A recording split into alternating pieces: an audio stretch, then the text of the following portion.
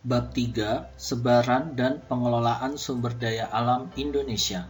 A. Klasifikasi sumber daya alam. Klasifikasi sumber daya alam, sumber daya atau resources, menurut UU Lingkungan Hidup nomor 4 tahun 1982 dapat dikelompokkan menjadi 4 kategori utama, yaitu 1. Sumber daya manusia, 2. Sumber daya alam hayati, 3. Sumber daya alam non-hayati, 4. Sumber daya buatan. Sumber daya alam atau natural resources adalah unsur-unsur lingkungan alam yang diperlukan manusia untuk memenuhi kebutuhan serta meningkatkan kesejahteraan hidupnya. Sumber daya alam merupakan semua kekayaan alam, baik berupa makhluk hidup maupun benda mati, yang terdapat di bumi dan dapat dimanfaatkan dalam memenuhi kebutuhan hidup manusia.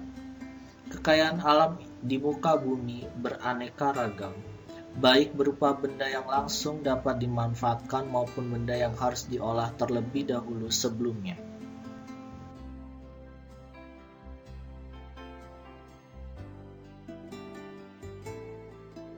Sumber daya alam berdasar bentuknya dapat dikelompokkan ke dalam 5 kelompok, yaitu sebagai berikut.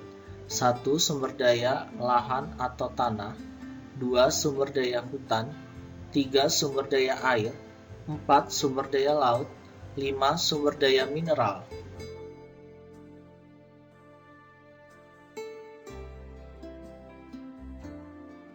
Sumber daya alam berdasarkan ketersediaannya dapat dikelompokkan ke dalam 2 kelompok, yaitu sebagai berikut.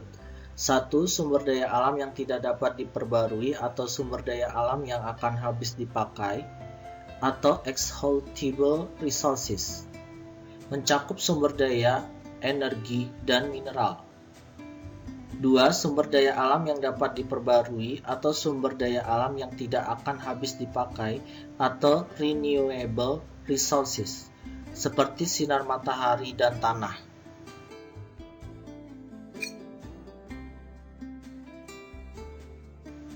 Sumber daya alam menurut Barlow dapat dibagi ke dalam 3 kelompok, yaitu sebagai berikut.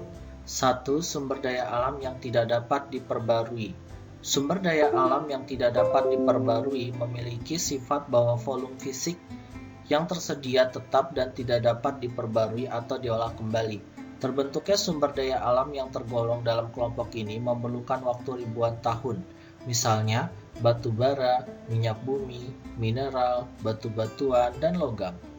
Sumber daya alam yang tidak dapat diperbarui dapat digolongkan menjadi 2 kelompok, yaitu sebagai berikut. A. Sumber daya alam yang sifatnya dapat dipakai habis atau berubah secara kimiawi karena penggunaannya, seperti batu bara, mineral, dan minyak bumi.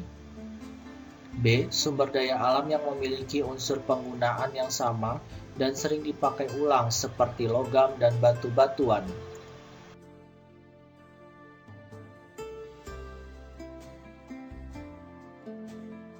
2. Sumber daya alam yang dapat diperbarui. Sumber daya alam yang dapat diperbarui memiliki sifat terus-menerus tersedia dan dapat diperbarui, baik oleh alam itu sendiri maupun dengan bantuan manusia.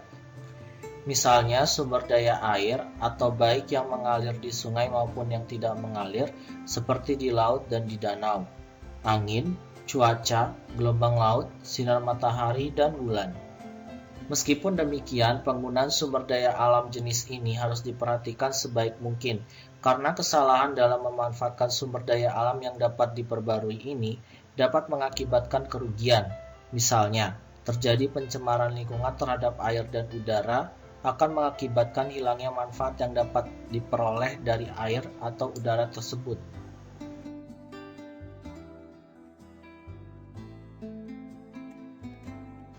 Tiga. Sumber daya alam yang memiliki sifat gabungan.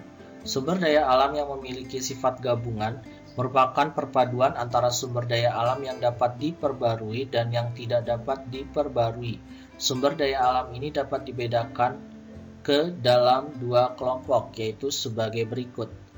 A. Sumber daya biologis. Sumber daya alam yang termasuk pada golongan ini adalah hasil panen, hutan, marga satwa, padang rumput, perikanan, dan peternakan. Sumber daya alam jenis ini memiliki ciri seperti sumber daya alam yang dapat diperbarui karena dapat diperbaiki setiap saat melalui adanya perawatan yang difungsikan untuk melindungi, serta pemakaiannya sesuai dengan persediaan dan kebutuhan.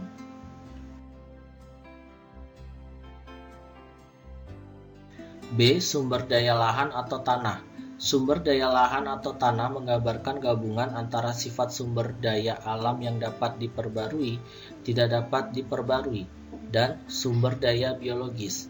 Contohnya, kesuburan tanah. Kesuburan tanah berhubungan dengan adanya kegiatan organisme, sifat kimia alami tanah, dan aktivitas akar tanaman agar unsur hara di dalam tanah dapat diserap tanaman. Keadaan ini merupakan sifat dari sumber daya alam yang dapat diperbarui karena manusia dapat memanipulasi kesuburan tanah sehingga dapat digunakan untuk jangka waktu yang lama, sampai ratusan atau ribuan tahun. Misalnya, petani menggunakan pupuk hijau dan kompos dalam kegiatan budidaya. Sifat lahan atau tanah yang merupakan sifat dari sumber daya biologis adalah apabila sumber daya lahan atau tanah ditingkatkan, dipertahankan, atau digunakan, maka kesuburannya bertambah atau berkurang sebagai akibat dari pengaruh tangan manusia. Contoh yang lain adalah tekstur tanah yang dalam proses pembentukannya memerlukan waktu yang relatif lama serta relatif sulit untuk mengubahnya sehingga merupakan sifat seperti sumber daya alam yang tidak dapat diperbarui.